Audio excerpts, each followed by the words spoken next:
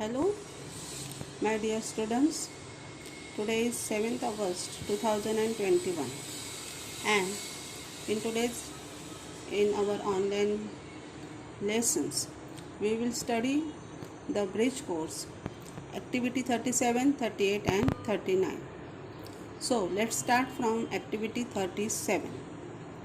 In this activity, we have to read the story 4.1, The Nightingale and the Nobleman, which we have learned in our 6th standard textbook. See this story. In this story, The Nightingale and the Nobleman, we had learned this in our 6th standard. So, today I will send you the picture of this story. You have to read only. Okay? Now we will solve the questions or the exercise based on this activity 37 वर आपल्याला 6वीची जी गोष्ट आहे the nightingale and the nobleman ह्याच्यावर स्वाध्याय तो सोडवायचा आहे. Question 1 आहे, आन्सर द क्वेश्चन्स. खाली प्रश्नांची उत्तरे द्या. First, do you like stories? तुम्हाला गोष्टी आवडतात का? Answer, yes, I like stories. हो, मला गोष्टी आवडतात. सर्वांनाच आपल्याला गोष्टी आवडत असतात ऐकायला किंवा वाचायला. Question 2, who tells us a story? आपल्याला गोष्टी कोण सांगतं? Answer, our grandmother tells us a story. जेव्हा आपण लहान असतो, आजीकडे जातो, तेव्हा आपली आजी आपल्याला गोष्ट सांगत असते. Question 3, how many stories you have listen? आत्तापर्यंत म्हणजे इयत्ता 7वीपर्यंत तुम्ही किती गोष्टी ऐकल्या आहेत? Answer, I have listen many stories. आता तुम्ही 11-12 वर्षाचे आहात. आतापर्यंत तुम्ही खूप गोष्टी ऐकल्या असतील, वाचल्या असतील. त्यामुळे आपण उत्तर लिहायचं, I have listen many stories. Question 4, what did a nobleman catch in his cage? आता हा प्रश्न त्या गोष्टीवर आहे, the nightingale and the nobleman. तर प्रश्न आहे, what did a nobleman catch in his cage? त्या सभ्य पुरुषाने त्याच्या पिंजऱ्यात काय पकडला होता? Answer, a nobleman caught a nightingale in his cage. त्या सभ्य पुरुषाने त्याच्या पिंजऱ्यात एक गाणारा पक्षी पकडला होता. What did he want to know? नंतर त्या सभ्य पुरुषाला काय जाणून घ्यायची इच्छा होती? Answer, he wanted to know the secret of happiness. त्याला आनंदी राहण्याचे रहस्य जाणून घ्यायची इच्छा होती. 6, tell 2 sentences about the nightingale. Tell 2 sentences about the nightingale. त्या गाणाऱ्या पक्षाविषयी 2 वाक्ये सांगा. Answer, nightingale is a cute bird. तो गाणारा पक्षी एक चांगला दिसणारा, सुंदर दिसणारा पक्षी आहे. It has different colours. त्याला वेगवेगळे रंग असतात. Nightingale sings mainly during the night. हा नाईटिंगेल जो पक्षी आहे, हा जो गाणारा पक्षी आहे, तो जास्त करून रात्रीचा गातो. But can also be heard in the day time. पण कधीकधी आपल्याला दिवसा पण त्याचं गाणं ऐकायला मिळतं. आता ह्या स्टोरीवर व्होकॅब्युलरी दिलेली आहे, म्हणजे शब्दांचे अर्थ. फर्स्ट, नोबलमॅन म्हणजे सभ्य पुरुष.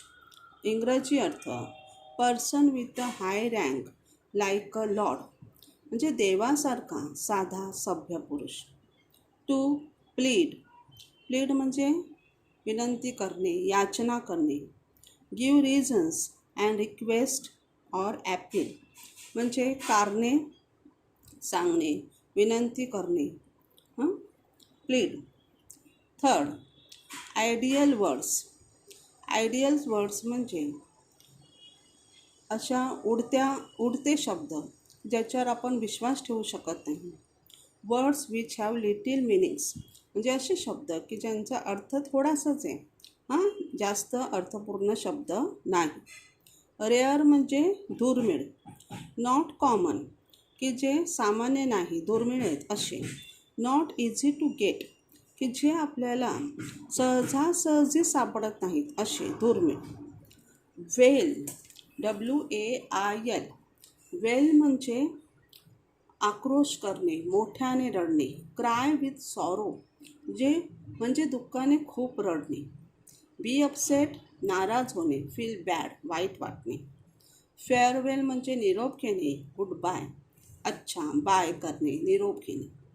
शेवटचा अर्थ आहे cry over spilt milk. It's no use crying over spilt milk. Spilt milk म्हणजे सांडलेले दूध. दूध सांडल्यानंतर रडत बसणे. दूध एकदा सांडलं की रडत बसण्यात काही अर्थ नसतो. ते परत दूध आपल्याला मिळणार असतं का? एकदा दूध सांडलं की आपल्याला काही उपयोग नसतो. ते परत आपण भांड्यात घेऊ शकत नाही. त्यामुळे रडत बसण्यात काहीच अर्थ नाही. इज अ प्रोअप, ती एक म्हण आहे इंग्रजी. It means you should not feel unhappy about a mistake or something bad that has happened. त्या म्हणीचा अर्थ असा आहे, क्राय ओव्हर स्पिल्ट मिल्क म्हणजे सांडलेल्या दुधावर रडत बसणे ही एक म्हण आहे इंग्रजीत. आणि त्या म्हणीचा अर्थ असा होतो की एखादी गोष्ट घडून गेली असेल, आपल्याकडून एखादी चूक झाली असेल तर त्याविषयी वाईट वाटून घेणे, रडत बसण्यात काहीच अर्थ नसतो. पुन्हा ती चूक होणार नाही यासाठी प्रयत्न करायला हवे. आता ॲक्टिव्हिटी 37 आपली संपली. ॲक्टिव्हिटी 38ला आपण सुरुवात करूया. ह्यामध्ये आपल्याला तीच जी स्टोरी आहे, द नायटिंगल अँड द नोबलमॅन, त्याच्यावरच प्रश्न आहेत. क्वेश्चन 1 आहे, translate into your mother tongue, म्हणजे तुमच्या मातृभाषेत भाषांतर करा. 1, प्लीज सेट मी फ्री. तो नायटिंगल म्हणतो त्या सभ्य पुरुषाला, प्लीज सेट मी फ्री म्हणजे कृपया मला सोडून दे. 2, use my bits of advice and be happy. Use my bits of advice म्हणजे माझा सल्ला घे, अँड बी हॅपी आणि आनंदी हो. 3rd आहे, don't be so upset. Don't be so upset म्हणजे एवढा नाराज होऊ नकोस. 4th, too bad you let me go. Too bad you let me go म्हणजे खूप वाईट झाले, तू मला जाऊ दिलेस. 5th, how stupid of me म्हणजे माझा किती मूर्खपणा, मी तुला जाऊ दिले असं तो सभ्य मनुष्य म्हणाला. 6, this is just a silly piece of advice. This is just a silly piece of advice म्हणजे हा फक्त एक मूर्ख सल्ला आहे. क्वेश्चन 2 आहे, ट्रान्सलेट द इंग्लिश प्रोअप्स. आता इथे आपल्याला क्वेश्चन 1मध्ये काय होतं, इंग्रजी वाक्य दिली होती, त्यांचे मराठी अर्थ लिहायचे होते. क्वेश्चन 2मध्ये आहे, translate the English proverbs into Marathi म्हणजे इंग्रजी म्हणी दिलेल्या आहेत, त्यांचे मराठी अर्थ लिहायचे किंवा इंग्रजी म्हणी मराठीत भाषांतरित करायचे. फर्स्ट आहे, टीट फॉर टॅट, जशास तशी, इंग्रजी म्हण आहे. Second, a friend in need is a friend in deed. Friend म्हणजे मित्र, नीड म्हणजे गरज आणि इनडीड म्हणजे खरोखर. तर जो मित्र आपल्याला गरजेच्या वेळेस उपयोगी पडतो तोच आपला खरा मित्र असतो. पहा, गरजेच्या वेळेस उपयोगी पडतो तोच खरा मित्र. हे वरचं मी कट केलेलं आहे, हे तुम्ही लिहायचं नाही. 3rd आहे, माईट इज राईट म्हणजे कदाचित बरोबर आहे. 4th, every light has its shadow. प्रत्येक प्रकाशाची सावली असते. कोणताही प्रकाश असेल तर त्याला सावलीही असते. 5th, empty vessels make more noise. Empty vessels म्हणजे रिकामी भांडी, मेक मोर नॉईज अधिक आवाज करतात. वॉल्स हॅज इयर्स, हे म्हण तुम्ही मराठीत ऐकली असेल. भिंतीलाही कान असतात. भिंतीलाही कान असतात म्हणजे भिंतीला खरोखरचे कान असतात असं नाही, तर आपल्या आसपास किंवा शेजारी वगैरे काही लोक आपण काय बोलतोय मोठमोठ्याने ते ऐकत असतात, म्हणजेच भिंतीलाही कान असतात. शेवटची म्हण आहे प्राईड हॅज फॉल. प्राईड म्हणजे गर्व. प्राईड हॅज फॉल म्हणजे गर्वाचे घर खाली. ही पण मराठी म्हण तुम्ही ऐकली असेल की जास्त गर्व केला तर आपला नेहमी पराभव होत असतो. गर्वाचे घर नेहमी खाली असते. क्वेश्चन 3 आहे translate the following in English. आता उलटा प्रश्न दिले आहे. मराठी वाक्य दिली आहेत, त्यांचे इंग्रजी अर्थ लिहायचे आहेत किंवा इंग्रजीत ती वाक्य भाषांतरित करायची. 1. तू ते का करत आहेस? तू म्हणजे यू. तू ते का करत आहेस? Why are you doing that? ते क्वेश्चन आहे म्हणून आपण इथे पण क्वेश्चन मार्क द्यायचं. 2. पुन्हा भेटू. पुन्हा भेटू म्हणजे सी यू अगेन. पुन्हा भेटू. 3. झाडे आपणास सावली देतात. झाडे म्हणजे ट्रीज, देतात प्रोव्हाइड, आणि सावली म्हणजे शेड. आपणास अस. ट्रीज प्रोव्हाइड अस शेड. 4. मी सुईत धागा ओवू शकतो किंवा शकते.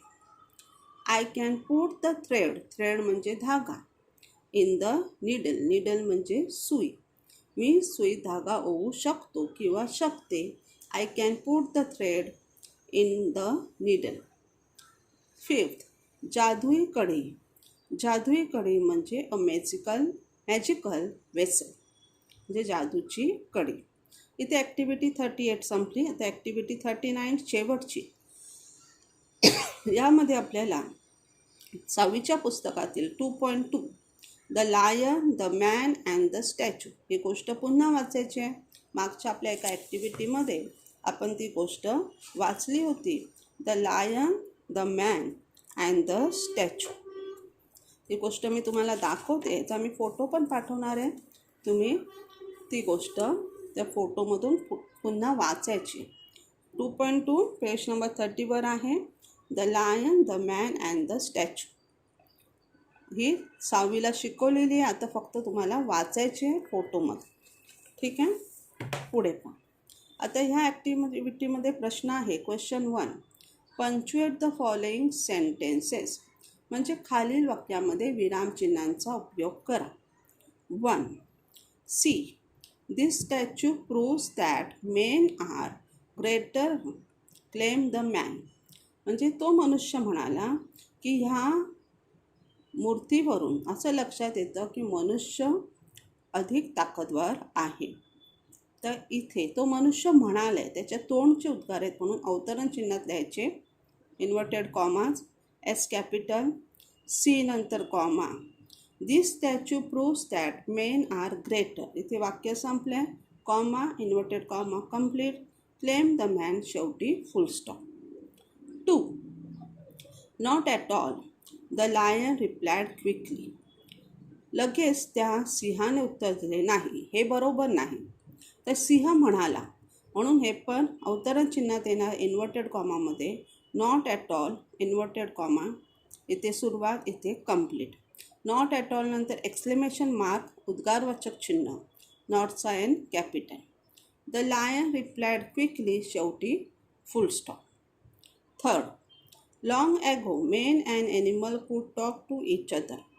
खूप वर्षापूर्वी माणसे आणि प्राणी एकमेकांशी बोलू शकत होते. आता हे कोणी म्हटलेलं नाही, हे साधं वाक्य आहे म्हणून इन्व्हर्टेड कॉमा येणार नाही. लॉंग ॲगोचा एल कॅपिटल, ॲगो नंतर comma. Men and animals could talk to each other शेवटी full stop. 4. What is this. हा प्रश्न आहे म्हणून प्रश्नचिन्ह, व्हॉटचा W capital. 5. I don't know. हा प्रश्न नाही, साधं वाक्य आहे. आयचा I capital, I don't know हे सर्व दिलेलंच आहे, फक्त शेवटी फुल स्टॉप आपल्याला द्यावं लागेल. पुढे पहा. डोंट वरी. काळजी करू नकोस. डी कॅपिटल दिलं आहे, ते अपोस्ट्रोफी दिलेला आहे, फक्त वाक्य संपलं म्हणून फुल stop. 7. How sad. H capital दिलेला आहे. हाऊ सॅड हे एक्सक्लेमेशन आहे, उद्गार आहे म्हणून शेवटी उद्गारवाचक चिन्ह द्यायचं, एक्सक्लेमेशन मार्क. क्वेश्चन 2 आहे शेवटचा. Find the smaller word hidden in the big word. इथे 7 मोठे शब्द दिले आहेत त्याच्यात असलेले छोटे शब्द आपल्याला शोधायचे. इन्फॉर्मेशनमध्ये पहिला इन्फॉर्म, मग MAT मॅट इथे दिसतोय पहा, MAT मॅट, मग IN इन, आधी इन्फॉर्म, मग मॅट, मग इन, त्यानंतर FOR for, AT at, ON on. एक्झामिनेशनमध्ये EXAM exam, IN in, AT at, त्यानंतर ON ऑन, AM ॲम, हे सगळे छोटे शब्द आपल्याला मिळाले. ट्रान्सपोर्टमध्ये आहेत PORT port, port, PORT port हा एक छोटा शब्द. इथे मग RAN रॅन आहे आणि OR ऑर आहे. मदरलँडमध्ये छोटे शब्द आहेत. आधी मदर, MOTHER, LAND लँड, मग HER हर आणि AND अँड. समवनमध्ये आहेत SOME some, ONE one, SO so, ME me, ON on. Story टेलरमध्ये आहेत STORY story, TELLER teller, OR or आणि TELL टेल. इंटेलिजन्स यामध्ये IN इन मिळतो आपल्याला, TELL टेल मिळतो आहे आणि GENTS जेंट्स मिळतो. ठीक आहे, हे मोठ्या शब्दापासून बनवलेले छोटे शब्द आहेत. विद्यार्थी मित्रांनो, आज आपण ॲक्टिव्हिटी 37, 38 आणि 39चा अभ्यास केला. त्यामध्ये आपल्याला 6वीच्या 2 गोष्टी वाचायच्या आहेत, the lion, the man and the statue and the nightingale and the noble man. या दोन्ही गोष्टींचा मी फोटो पाठवते, त्या व्यवस्थित वाचा आणि जो स्वाध्याय आहे त्याचे फोटो पाठवते, ते सुंदर अक्षरात लिहून मला फोटो पाठवा. सर्वांनी व्हिडिओ शांतपणे ऐकल्याबद्दल धन्यवाद.